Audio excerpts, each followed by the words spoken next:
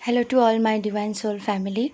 कल जो मैंने मैसेज दिया था कि अम्बाबुची चालू है और इस टाइम पे माता के मूर्ति को हम ढक देते हैं। देखिए, ये प्राधान्यता जो है बेसिकली आसाम के कामाख्या मंदिर से शुरुआत होते हैं।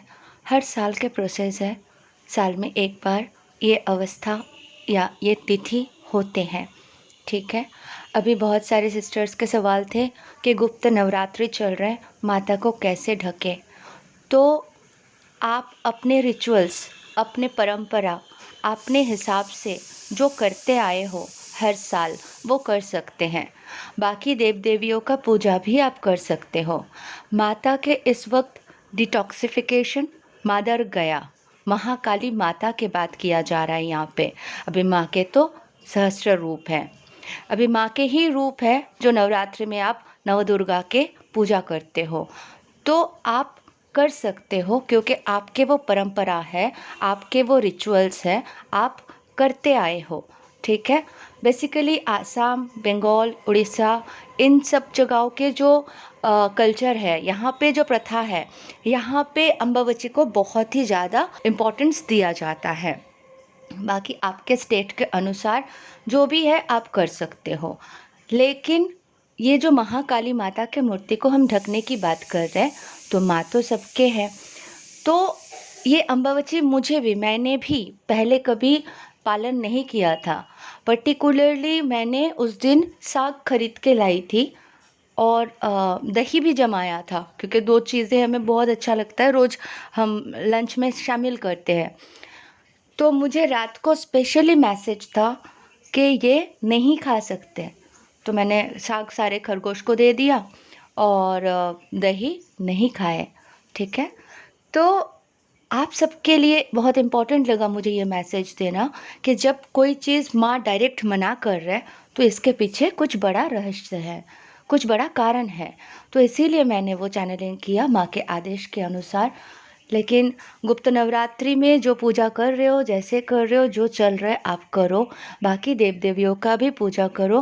काली माता का मूर्ति अगर आपके घर में है, उसको ढकने की बात किया गया था, क्योंकि मैं चैनलिंग में काली माता के मूर्ति की ही फ़ोटो डाले थे, दुर्गा माँ के नहीं। तो माँ के सहस्त्र रूप है, तो नवरात्रि आप जैसे कर रहे हो आप करो।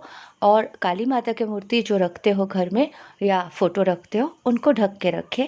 उनके लिए वो रिचुअल्स करें जो आम और दूध भोग देना है, वो आप कर सकते हो। तो इतना कुछ डरने की या सोचने की या परेशान होने की बात नहीं है। ऐसा कभी भी चैनलिंग मिले, मैसेज मिले, कुछ भी मिले, माता से डायरेक्ट बात करना और हमसे सवाल कर सकते हो। तो इस तरह से अभी चलते जाना है। सबसे इम्पॉर्टेंट बात है, मदर गया के लास्ट साइकिल कंप्लीट होने वाले हैं। ये जो पीरियड है, धरती माँ के लास्ट साइकिल कंप्लीट होने के पीरियड है, प्लस माता के डिटॉक्सिफिकेशन भी हो रहा है। जब हम पीरियड्स में होते हैं कितने पेन में होते हैं, है ना। एंड उसके बाद हम जब फ्रेश हो जाते हैं, कितने अच्छे से डिटॉक्स हो जाते हैं और हमारी बॉडी क्लीन हो जाती है और हम बहुत फ्रेश फील करते हैं और आगे ग्रो करते हैं, एनर्जी हाई हो जाते हैं, है ना। सारे गंदगी निकल जाते हैं। तो मदर गया के भी डिटॉक्सिफिकेशन और हीलिंग का वक्त है।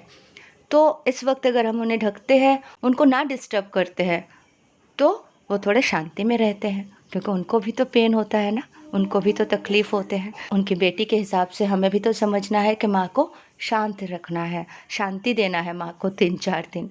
तो माँ को भी डिस्टर्ब नहीं करे तो अच्छा है।